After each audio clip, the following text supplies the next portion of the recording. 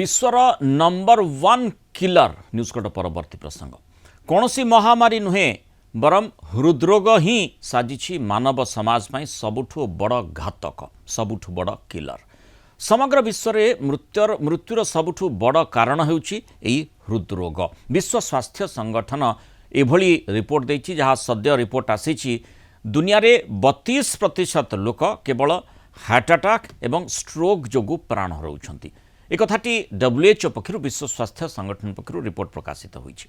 और एथिर रक्षा पाइबा पय विशेष गाइडलाइन मध्य WHO जारी करिछि। WHO गोटे रिपोर्ट अनुसार प्रतिवर्ष विश्वर प्राय 198 लोक हृदरोग जोगु प्राण हराउछन्ति, जहाँ मध्यरु 85% मृत्यु केवल हार्ट अटैक एवं ब्रेन स्ट्रोक जोगु हेउछि।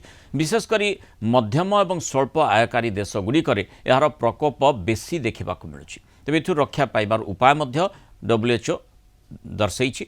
दैनिक अतिकम 30 मिनिट व्यायाम करबा बा चलिबा, खाद्य लुणर मात्रा कमेबा और निशा द्रव्य ठारू संपूर्ण दूरे रहिबा, या द्वारा निजर हृत्पिंड को हार्ट को आमे सुस्थ रखिपारिबा बोली WHO परामर्श देछि। इस समग्र अधिक आलोचना करबा वरिष्ठ हृदरोग विशेषज्ञ डॉक्टर पंचानन साहू जोड़ी होइछन्ते आम सहित। डॉक्टर साहू स्वागत करिबा आलोचना को। निश्चित भाव में ये गोटे जहाँ रिपोर्ट देखुचु आमे जानिछे जे वर्तमान समय हार्ट अटैक एमिति तो जहाँ वयस्क कथा छाड़न्तु एठी युववर्ग मध्य अनेकांश प्रभावित होउछन्ति। अनेक घटना मध्य विगत दिन मानकरे चर्चा भितर को आसीछि, किंतु जो कारण संपर्क में आपन को पचारिबा को चाहूछि एबे यार मात्रा माने एते बढ़ी जबार प्रकृति रे कोन तार माने युक्तियुक्तता रही छै? हां, जोटा आपण कहि रखले जे स्ट्रोक बा कार्डियोवास्कुलर डेथ सबुठारु अधिक डेथ जोटा कि कैंसर आ रोड एक्सीडेंट को एकाटे मिसेला पर मध्य ता अपेक्षा अधिका। जिमति कि आमे को नॉन कम्युनिकेबल डिजीज बढ़ी चली, कम्युनिकेबल डिजीज कमिला पर नॉन कम्युनिकेबल जिमति कि hypertension, diabetes, heart attack, brain stroke, ये जो joint immunological disease, chronic obstructive pulmonary disease, ये सब डिजीज बर्तमान बेसी एतरे मृत्यु संख्या बढ़ुची, ये बेसी देखा जाउची।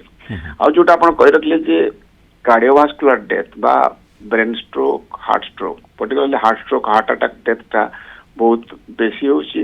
यार जोटा आपण कारण कहि रखले जे स्मोकिंग आ मेदबहुलता, high blood pressure, mental stress strain, एगुड़ा तार मुख्य कारण।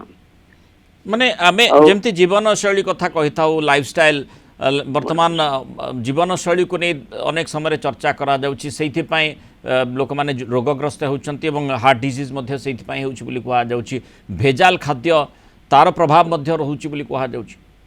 फूड एडिक्शन, हां, जोटा कि मु कहि रखले जे मेदबहुलता बा ओबेसिटी बढ़ी जाउछि एवं लोक मानकर जो स्ट्रेस, मेंटल स्ट्रेस स्ट्रेन बढ़ुछि, ता सहित फिजिकल एक्सरसाइज कमी जाउछि। तेणु सब डाक्टर मैंने एडवाइस करू दिन को 30 मिनिट चलिए, सप्ताह अति कम 150 मिनिट जदि वॉक करेंगे, सेटा आपण स्वास्थ्य पक्षरे हार्ट हेल्थ पई बहुत उपादेय हेबो। डॉक्टर साहू आपण भी देखिथिबे जे विगत दिन रे चर्चा भी हेछि जे जिम रे मध्य युवक माने या द्वारा प्रभावित होउछन्ति कि जिम रे एक्सरसाइज करिबा समय रे मध्य हृदघातर शिकार होइछि।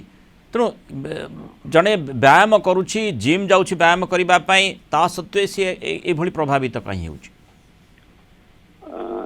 जिम करिबा समय रे जिम करिबा आगुरु डाक्टर परामर्श देखे जे हार्ट रो कोनोसी डिजीज अछि ना नहीं।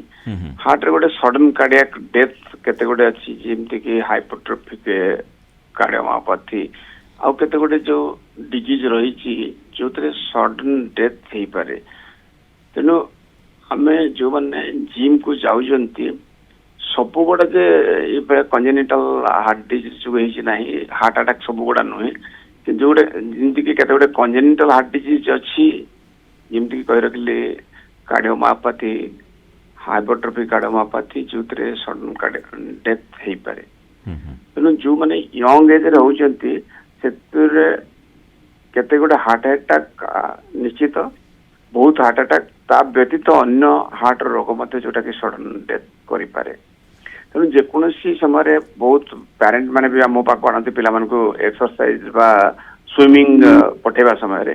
ଆଜ୍ଞା। ତେଣୁ ଯିଏ କି ଫିଜିକାଲ ଏକ୍ସରସାଇଜ ବା ଜିମ୍ ରେ ଟ୍ରେନର୍ସ ଫିଜିକାଲ ଏକ୍ସରସାଇଜ କରୁଛି ତା ଆଗରୁ ଗୋଟେ ନିଶ୍ଚିତ ହାର୍ଟ ର ଗୋଟେ ଚେକଅପ୍ କରିନେବା ଉଚିତ। ହାଇ ବ୍ଲଡ ପ୍ରେସର ଅଛି ନା ନାହିଁ, ଅନ୍ୟ ହାର୍ଟ ର ଯୋଉଟା କି ଆମେ ଇସିଜି ଇକୋକାର୍ଡିଓଗ୍ରାଫି କରି ଦେଖି ନେଉ ହାର୍ଟ ର କିଛି ପ୍ରୋବ୍ଲେମ ଅଛି ନା ନାହିଁ। ଯଦି ହାର୍ଟ ର କିଛି ପ୍ରୋବ୍ଲେମ ନାହିଁ, ଯୋଉମାନେ ଏକ୍ସରସାଇଜ କରୁଛନ୍ତି ସେଟା ଭେରି ରେୟାର ଯେ ସଡନ ଡେଥ୍ ହବାଟା।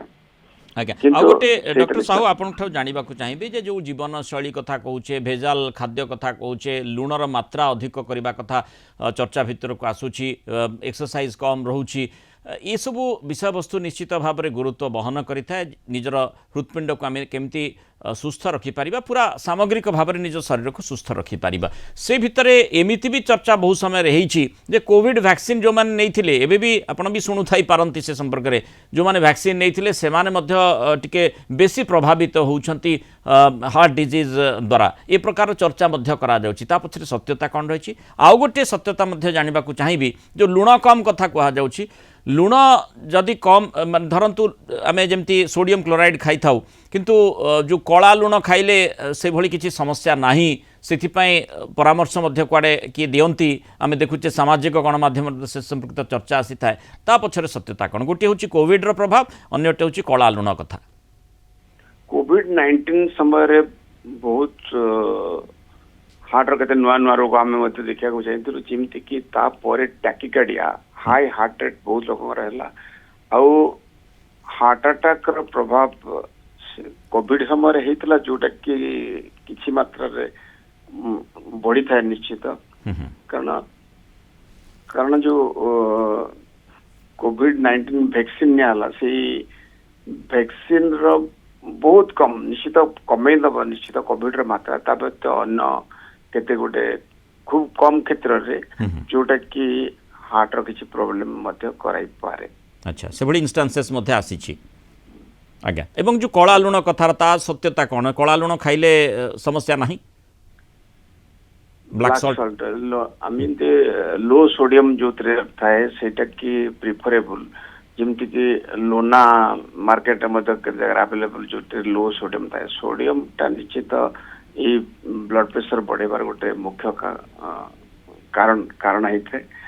ଯୋଉମାନେ ମାନେ କଳା ଲୁଣ ଭଲ ତାହେଲେ ମାନେ ହୃଦରୋଗୀଙ୍କ ପାଇଁ ୟା ଅପେକ୍ଷା ନିଶ୍ଚିତ ବେଟର।